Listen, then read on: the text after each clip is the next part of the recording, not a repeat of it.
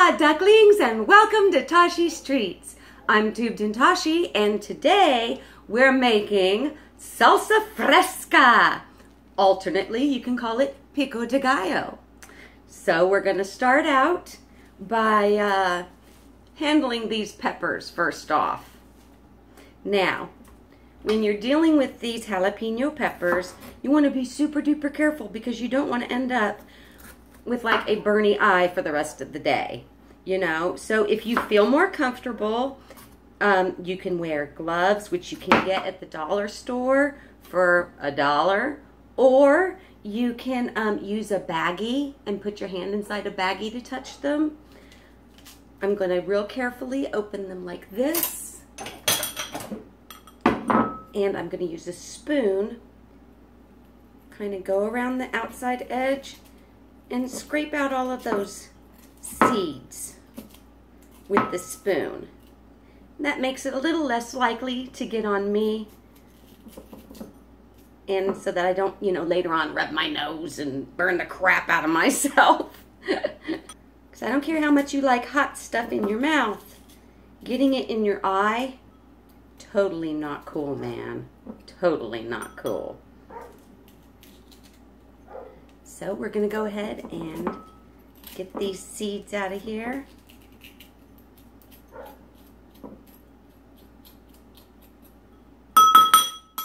I don't save those for any purpose later on. You know, I usually like to save things. Not today. Not with that. I'm going to actually go real quickly and wash my hands up a tiny bit. I'll be right back. Okay, ducklings, here we go. We're going to go ahead and I like to give my peppers a good bashing, kind of bruise them up in my molcajete, kind of smush them and smear them around a bit. Just let the kind of the weight of this really heavy grinding stone do its job.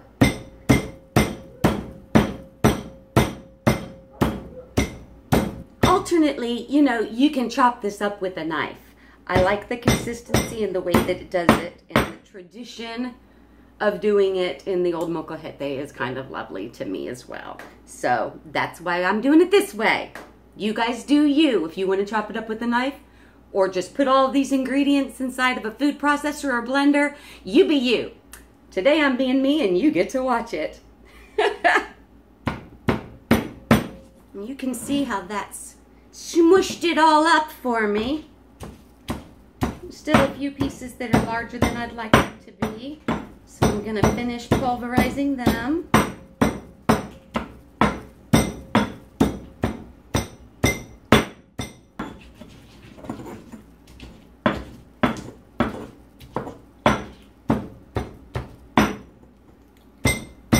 So this is what it looks like after I've pulverized it a bit.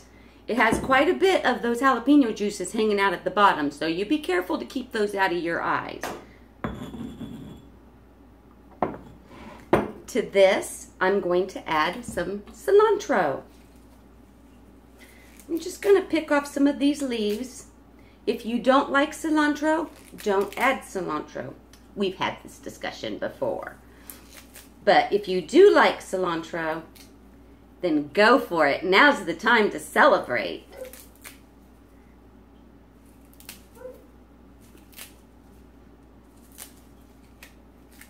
Try to pull some of these larger stems off, and I'll remove some more as I go along. Whatever doesn't mash gets removed.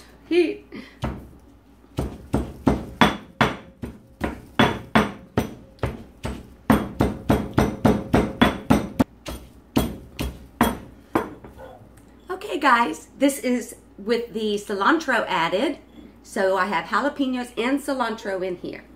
And that'll be it for my molcajete for right now. I'm going to go ahead and clean it out and putting its contents into a big bowl.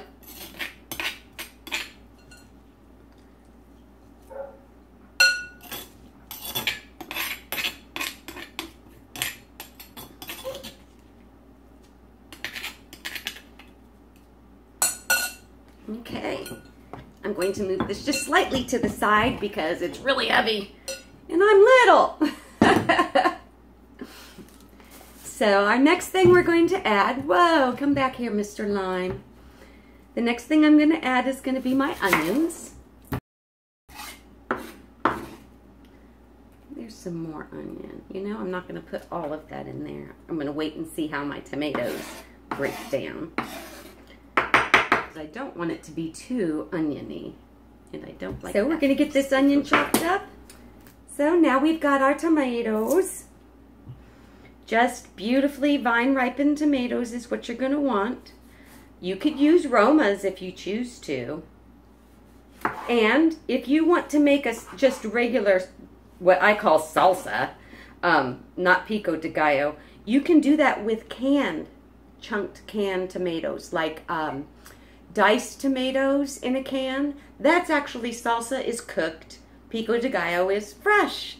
Or you can call it, you know, Salsa Fresca, and people know that that means that it hasn't been made with cooked ingredients, like stewed tomatoes and things like that.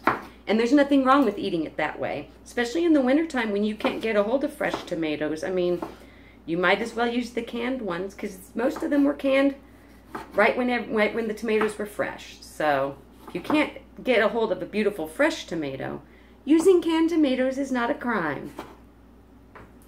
There we go. All our maters are chopped up. Whoops.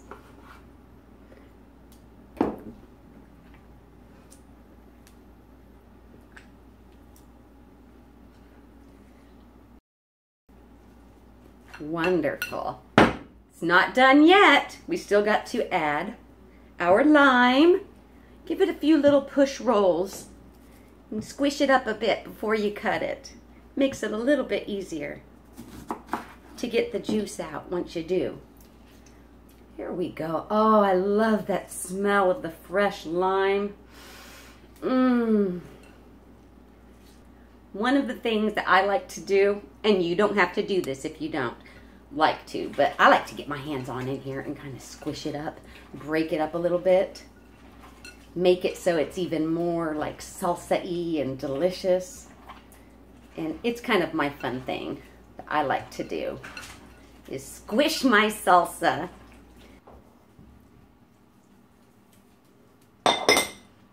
So I'm putting on a bit of my salt. I'm going to give it a few more hand rounds.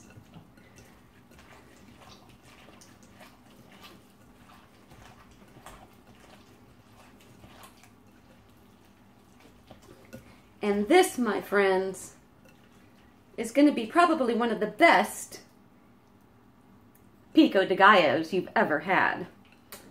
Look at that. Just gorgeous. I hope you guys enjoy your Pico De Gallo. I know I enjoyed showing you how to make it and how to play with your food. We all need to learn to embrace playing with our food, and this is a great, great recipe to get that going on. So, come back safely to me. This is Tubed and Tashi, and this has been Tashi's Treats.